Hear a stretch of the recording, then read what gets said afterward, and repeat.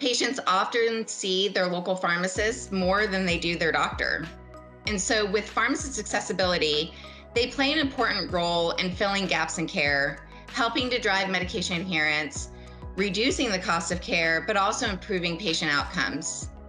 As we know, pharmacists are clinically trained, and in addition to the baseline knowledge, our pharmacists complete continuing education in diabetes management, which equips them with the expertise needed to counsel patients with the information they need, especially when they're newly diagnosed with diabetes. In addition, pharmacists can work with insurers and other healthcare providers to share data, personalizing care for patients, and ensuring we care for the whole patient versus addressing one health condition. Welcome to the Pharmacy Quality Solutions Quality Corner Show, where quality measurement leads to better patient outcomes. This show will be your go-to source for all things related to quality improvement and medication use in healthcare. We will hit on trending health topics as they relate to performance measurements and find common ground for payers and practitioners.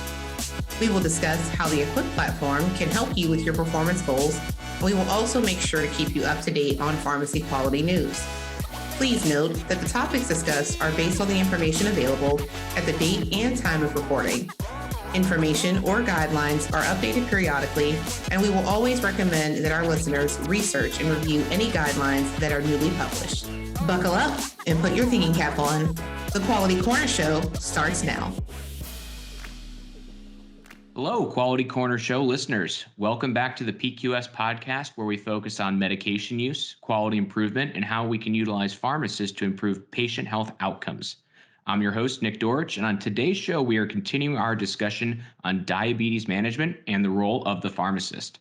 We've already spoken a little bit already about diabetes, how it impacts patients, and how pharmacists can help their patients optimize therapy. For today's show, we're going to talk about how pharmacists can show or be recognized for improving that quality of care. This episode is going to focus a bit more on the quality measurement side, which you know we love to do here at PQS. Now I'm going to introduce our guest for today's show. Her name is Dina Cuellar, and she is the Director, Clinical Performance Strategy at Walgreens. Dina, welcome to the Quality Corner Show. Hi, Nick. Thank you for having me today. Well, Dina, I'm really pleased to have you here. And before we jump into today's conversation, we want to hear from you. So what is your background? What is your background with healthcare? And what do you currently do at Walgreens? Yeah, Nick.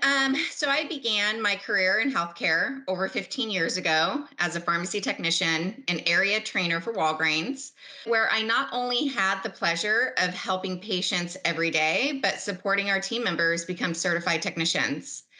I then moved into a managed care organization where I held management positions leading the pharmacy operations, pharmacy benefits management oversight, and network pharmacy quality programs, as well as regulatory affairs, grievances and appeals, those fun internal, external audits, while also serving as a privacy officer. I came back to Walgreens in 2018, where I held an account management role on our healthcare commercial market development team and was accountable for the enterprise relationship between Walgreens and managed care payers. In 2019, I moved on to the same team where I am today within our pharmacy and healthcare division, leading our innovative payment and partnership models that align to our clinical performance, healthcare services, and expanded authority priorities, while also driving business decisions to achieve positive performance within our quality programs with a multitude of payers. A little over a month ago, I accepted a role on the same team to lead our clinical performance strategy and advance our model of care to address the triple aim: lowering the cost of care, driving positive outcomes, and delivering best-in-class service to our patients. Excellent. Well, that triple aim, we're certainly going to be talking about that today, at least in the realm of diabetes management. But we know your work and the work of Walgreens and its pharmacists and pharmacists everywhere is to improve that triple aim for healthcare. But today we're going to focus on the diabetes part. We're going to talk about some innovative things that pharmacists and that the pharmacy can do to help improve patient care. So before we get into our questions, we're going to hear our overview of what comes next. So we're going to pause and we'll run the breakdown. Now it's time for the breakdown. As Quality Corner show host, Nick will ask 3 main topic questions. Our guests will have a chance to respond, and there will be some discussion to summarize the key points. This process will repeat for the second and third questions, which will wrap up the primary content for this recording. After that, expect to end on a closing summary, usually containing a bonus question. Now that we have described the process, let's jump into the questions. Dina, our first question today is going to be pretty straightforward, and it's going to help us to set the conversation. We know pharmacists work with patients and, of course, providers to help effectively manage their medications. And that is certainly true when it comes to diabetes management. Medications are going to be part of the solution. There's other lifestyle changes that can be made. But aside from dispensing medications, how else are pharmacists supporting patients to manage their diabetes today? Yeah, Nick, that's a great question. As healthcare professionals, pharmacists are in a key position to improve the health outcomes of patients living with complex chronic conditions like diabetes. We're also in a unique position to serve those living in underserved communities. And due to this, we can remove obstacles and improve access to healthcare. This is particularly important for medication access and access to our pharmacy teams. Our pharmacy team members build strong relationships with patients to build awareness and support medication adherence. But we also use smart analytics to power personalized interventions that drive adherence by identifying patients who are most in need, triggering interventions through the most appropriate channels, which enables personalized conversations. For patients living with diabetes, we identify opportunities to help them eat healthier, exercise, get regular checkups such as kidney screenings or eye exams, as well as hemoglobin A1C or blood pressure screenings that may even be available at the pharmacy. Pharmacists can also provide access to diabetes content that educates and empowers patients to take control and stay adherent. Excellent. And Dina, based on that description, I do have a specific follow-up question for you. Normally it's a summary of the remarks or a follow-up question. And just as you're explaining what pharmacists can do, there seems to be a real opportunity where pharmacists can be further utilized for patients that are recently diagnosed or newly living with diabetes, because for that patient, it's a life change. It is likely going to be for them a chronic condition that they're going to have to deal with for the rest of their life. And that can be troubling. That can be upsetting. New medications to deal with, costs for those medications. It's a lot to take in. How do pharmacists specifically help these patients, again, newly diagnosed or living with diabetes? So we know that healthcare is inherently local. Our pharmacists who are embedded in our communities have a deep understanding of the neighborhoods they live in. Patients often see their local pharmacist more than they do their doctor. And so with Pharmacists Accessibility, they play an important role in filling gaps in care, helping to drive medication adherence, reducing the cost of care, but also improving patient outcomes. As we know, pharmacists are clinically trained, and in addition to the baseline knowledge, our pharmacists complete continuing education in diabetes management, which equips them with the expertise needed to counsel patients with the information they need, especially when they're newly diagnosed with diabetes. In addition, pharmacists can work with insurers and other healthcare providers to share data, personalizing care for patients, and ensuring we care for the whole patient versus addressing one health condition. We also know that pharmacists are one of the most trusted healthcare professionals in America and have only proven this through the COVID pandemic experience, how they can make a meaningful difference in combating misinformation around vaccines and arming patients with credible information to make the choice that's right for them. Thanks, Dina. Now, for our second question, I'm going to address the topic that I mentioned at the beginning of the show. We're going to talk specifically about quality in healthcare, quality improvement, and how it relates to diabetes management. We know the intent with quality measures and that they are used in different manners and in different programs for either healthcare providers directly or for health plans or for health systems. And it's supposed to help improve care for the patients, improve health outcomes, and reduce cost for patients and for the healthcare system as a whole. So, Dina, the question for you is, what quality measures currently exist that are related to improving health outcomes for diabetes management? And I'll stop there. There will be a follow-up question. All right, Nick. So Medicare has several Part C measures associated with diabetes: eye exam, kidney disease monitoring, and blood sugar control. In addition, Medicare continues to have Part D measures for medication adherence for diabetes medications and statin use in persons with diabetes. These measures are consistent with several HEDIS measures that span across commercial and Medicaid as well. For example, hemoglobin A1C control and blood pressure control for patients with diabetes continues to be a focus amongst many of our partners as HEDIS and Medicare STAR measures continue to expand. Excellent. Now, Dina, I do want to dive in a little bit further into this conversation because for our pharmacists, our pharmacy technicians, and others that may be listening to the podcast, Part D measures or Part D star ratings probably pretty familiar. You mentioned Part C measures, you mentioned HEDIS.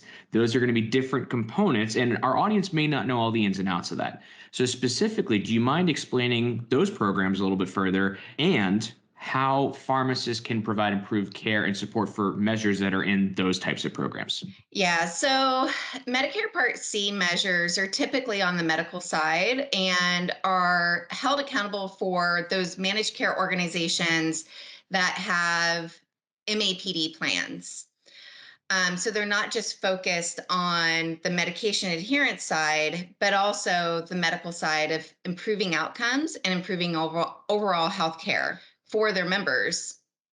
In addition, HEDIS has parity to what we would consider the multitude of star measures for commercial and Medicaid plans. They set quality measures through NCQA. NCQA, or the National Committee of Quality Assurance, sets a multitude of different measures that are adopted both through the CMS Medicare star measure ratings as well as HEDIS. And so when we look at pharmacists can have a direct impact on medication related quality measures that are included in HEDIS, as well as those Medicare Part D star ratings, and in supporting care gaps associated with both HEDIS and Medicare Part C measures through comprehensive clinical interventions that are focused on the patient's needs. Pharmacists work closely with payers, providers, and other partners to improve patient care and access while also lowering overall healthcare costs. As I mentioned before, having enriched data from insurers provides pharmacists the opportunity to have the right information on how patients are doing and what care gaps they have, thus creating alignment between insurers and pharmacists to drive better health outcomes through comprehensive interventions. For example, we approach patient care holistically.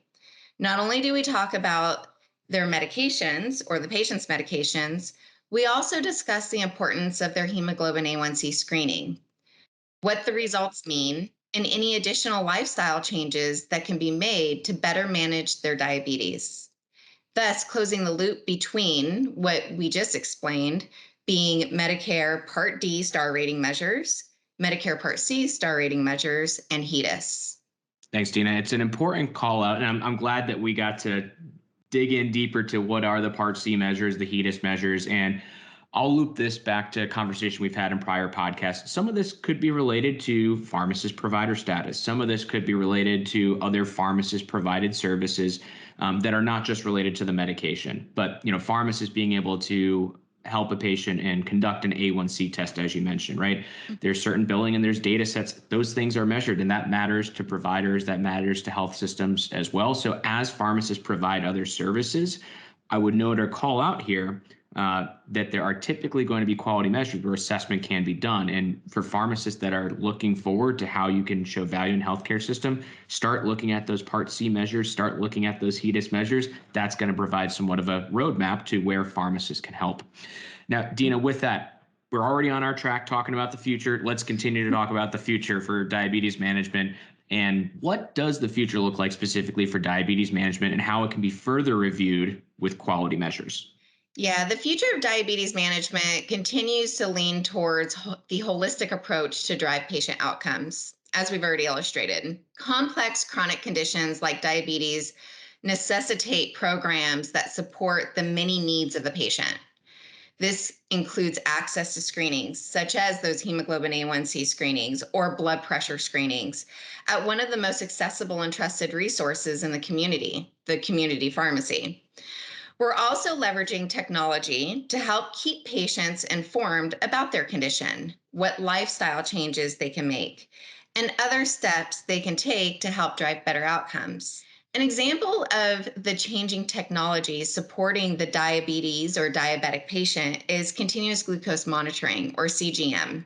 CGM is changing how diabetics engage in their care. Pharmacists have the background to play a key role in educating patients on the results of their CGM data and modifications to improve their hemoglobin A1C or A1C control, with broader visibility to glucose trends versus the intermittent blood glucose testing. This is also why we continue to see movement across quality measures in order to focus on the comprehensive needs of this condition. Excellent. Dina, one final follow-up, and I already know the answer to this question, but sometimes we just need to reinforce the point. So you talked about the different services that pharmacy can provide and how that's going to change going forward. Are pharmacists prepared to do this now? Is the education and training part of the curriculum? Pharmacists that are in the workforce, are they ready, able, and willing to do these things now? Plain and simple. Absolutely, Nick. Our pharmacists are playing a greater role in healthcare than ever before. And we believe pharmacy, often the first stop and last mile of healthcare delivery, can be even more instrumental in helping to solve more of the challenges facing our healthcare systems, partners, customers, and patients today. Pharmacists can counsel patients, we've established this, as well as do health screenings like hemoglobin A1C, blood pressure screenings, so forth, as well as order tests. All of these services help close gaps in care and lead to better health outcomes. Excellent. Well, Dina, thank you for that. The part that I'll add here in my editorial when it comes to patients with diabetes, another area that is really important based on clinical indications, clinical guidelines, is going to be, particularly for adult patients, but immunizations, where that status or that diabetes diagnosis can be an indicator for patients that they may be recommended for certain immunizations. And Dina, I think you can confirm this part, but pharmacists are giving plenty, even pharmacy technicians now, right, are giving plenty of immunization. So it just further builds into that model. And ultimately, the more of these services that pharmacists in the pharmacy that they're supporting, patients are going to be recognizing more and more that pharmacy, that location, the provider, they're going to be recognizing those folks as providers, as a true healthcare provider, which is ultimately what we want to be achieving here. All right. Well, Dina, I do want to thank you for helping us walk through today's questions and talking about quality measures and the focus specifically for diabetes management. And personally, I would like to thank you for your efforts cheerleading pharmacist provided services at Walgreens and for that team, but really also just for pharmacy generally. Pharmacists, as you stated, are already positioned as an accessible healthcare provider, and pharmacist education and training is suited to help patients manage their diabetes more effectively. And it is exciting to see that patients, other healthcare providers, and also managed care organizations are recognizing this and are increasingly looking to leverage pharmacists in this role. So that wraps up our chat today about diabetes management and quality and pharmacy. But if you're a listener to the Quality Corner Show, you know we have a final couple of questions for our guest. And we are focused on quality improvement. That comes in many different ways, shapes, and forms. So Dina, our question for you is, what new skill set have you been developing or improving for yourself? It can be related to your work. It can be related to your personal life or things at home. But what is your skill set that you have been developing? Thanks, Nick. I have recently been looking into the CAP survey, or the Consumer Assessment and Healthcare Providers and Systems Survey, and how pharmacy, through holistic expanded care, can help support our patients and partners with higher satisfaction, access to care, and overall experience. Now, connecting multiple measures and looking at those measures to assure delivery models supports positive outcomes is important to my strategy as a person, but also for our partners at Walgreens. In addition, the delivery of healthcare is continuously changing. And so I've been personally looking into how we can better manage, but also connect and engage with patients through a multitude of different channels, whether it be through text messaging, chat functionality, over the phone, or in store. That continues to be a focus of mine as we continue to evolve the profession of pharmacy and our pharmacists, as well as our technicians and team members. Thanks, Dina. And I'm making a note of that because we've had reference to CAP surveys on the show before. I think it was actually one of our early episodes, the first couple weeks or months of the PQS Quality Corner Show, and actually how integral that is for the health plans, the Medicare plans, right? In part of their star ratings is there's a number of measures there that could be related to patients reporting services or outreach that they received. And hey, let's face it, I don't remember what I had for breakfast most mornings, let alone did I receive a service from my health plan? And there's so some of the simple reminders, and are there ways that providers like pharmacies can help, patients completing those surveys and accurately representing those.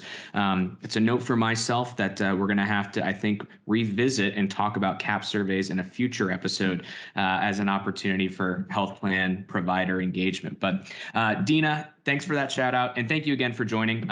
Dina, now the actual final question for you today.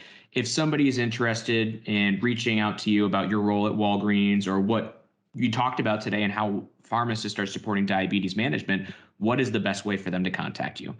Yeah, I invite them to find me on LinkedIn. I'm an avid user of LinkedIn and can certainly be found there.